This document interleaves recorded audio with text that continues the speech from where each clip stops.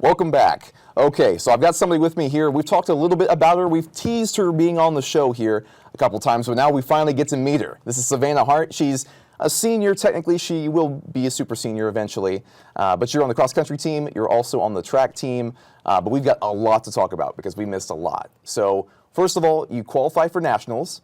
So first of all, just tell me about that. First of all, have you ever qualified for nationals for IU East? Nope, this is my first time qualifying. And what was that like? Because I know it can be a little bit stressful going into a different situation. You traveled to a different state, and we'll talk about that here soon. But just tell me your feelings when you figured out that you reached nationals. Okay, when I first figured out, it was almost like a relief. Because like you said, a lot of stress, and like I was really anxious leading up to the conference meet. So it was just the weight off my shoulders, just knowing that I had that spot. Yeah, and you actually placed 7th. It was actually a pretty tight contest. Yeah. How did you get ready for this qualifying run? Because I know every single run's different. You're always trying to hit a different run time. How did you prepare going into this qualifying run? Okay, well, we had been training on the course all year. So at this point, it was honestly just visualization. So the night before the race, just going through it and just visualizing myself just running through the course and pushing out on the parts that I know were key to that race. And also, too, it was at IU East, so that might have been a little bit good. I mean, I've talked with a couple other runners about the IU East course. A lot of them say it's a good course, but there are some challenges to it. From your perspective, what are the challenges of running at that IU East course? I would say not going out too fast on our hill, because that's the first thing. You go straight down a hill, and then from there, you're just climbing the whole time, especially on the finish. Well, now what's funny about that, so you qualify for nationals, then you go to nationals, and speaking of hills, you're running in Washington, near the Washington-Vancouver border, and that's not exactly the most flat terrain. So, is there any way to train for something like that? I've honestly never run on anything like that before, and I mean, I've run the hills, but just the terrain was different because it was very loose and just uneven, and there were so many bodies, so it was hard to move through, but it was a lot of fun. And did weather really play a factor in that too? I've never been to Washington, so I don't know too much. Yeah, it rained about every day. So like I said, when the ground's loose, the rain kind of made everything really muddy. But it did pay off for you because you did end up passing a runner, an IU Kokomo runner to be exactly, in the last 100 meters, which is pretty insane. I think we have a video of that too. But just in that moment, how in the world did you push yourself to pass that runner and take the lead? I mean, I honestly, during the race, I didn't know that was the spot. Something lit inside me, and I just needed to get to that line. And that's it? Yeah, all she wrote? Because my coach always says, you have to decide in the moment, and that's what I did. Decisions that we make throughout the race, it just makes it, so. Yeah, and because of that, too, you finally completed that. That was on November 19th, correct? The national meet, yeah. Mm-hmm. So you also got, at least from what I can see in my notes here, you got first team all conference, which is a pretty big thing, I would say. When it comes to running, there's always the dichotomy between it being an individual run and a team sport. But getting a place like that, I'm sure it not only makes you proud, but your team proud. What did your team think about you placing so highly? They obviously were really proud of me, but they just knew that it was my time, that I'd been looking forward to this my whole career. So I think they were really happy for me. And let's talk about that career because this is your first time on the show, so we've never really gotten an actual sit-down chat. How did you start getting into cross-country and running in general?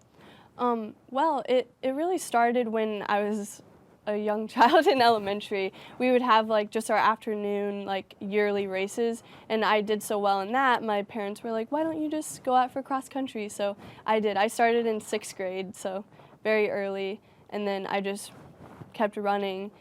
But I was also a springboard diver in high school, so I had to make that decision. Did I want to run or did I want to dive in college? And I don't know, I just enjoy running much better, and I was being recruited by IU East, so I was like, why not? So how in the world did IU East find you? That's a really interesting question. Okay, well, my high school coach had a way of recruiting where he would just send to every IU, I guess, not IU, sorry, every Indiana school that was offering. He would just send them an email, and I got an actual personal like note from Crowley at the time, and that's what interested me to like come take a visit. So, I mean, that's really what made me decide is my visit. I really enjoyed that while I was there. Yeah, and what about the IU East campus keeps you around? Because obviously running is a big part here, but what is it about the programs at IU East that really keep you here and keep you invested? I would say just like the size, honestly. Like there's friendly faces everywhere you go. You know someone or someone that's willing to help. So it's the individualization for me. And you mentioned too that you're kind of switching career paths a little bit. Yeah. Tell me a little bit about that.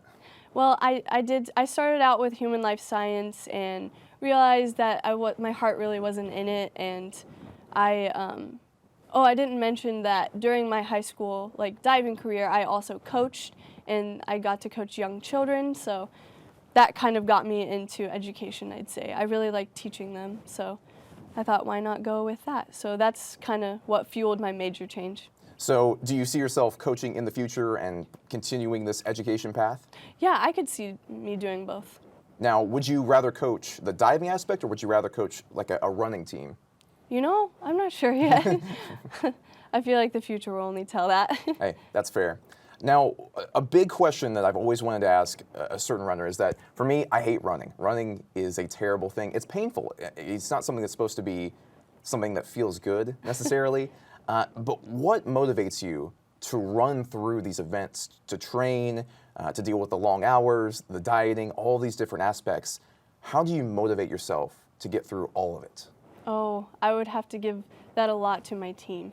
The fact that they're going through the same thing and that we're there to support each other. A lot of the things I know I do on my own, but I'm thinking of them. So it definitely has a lot to do with the team morale. Yeah, and finally, I just wanted to ask you, on the same terms of team morale and things like that, do you have any advice for runners that want to run in college, whether it be cross country or like you'll be in the track team doing the steeplechase and things like that? How did you make that transition from high school to college? Well, I think it's different for like everyone, but there really wasn't much of a change as far as like training. I mean, it's a little bit more intense, but I'd say it's just time management. Like that, I think that's a lot of people's fear though, that they can't do sports and like do well in their college classes, but I'd tell them to go for it because like I said, you have a team, you have a coach that's behind you, and they understand that education comes first, but it's nice to just have that. So you heard it here first. No pain, no gain. So thank you so much, Savannah, for joining us on the show, and good luck with the upcoming track season. Okay, thank you. And this has been another episode of Inside IUE Sports. If you want to keep up to date with what's going on here in the sports world, you can go to IUERedBulls.com for more info about schedules and news.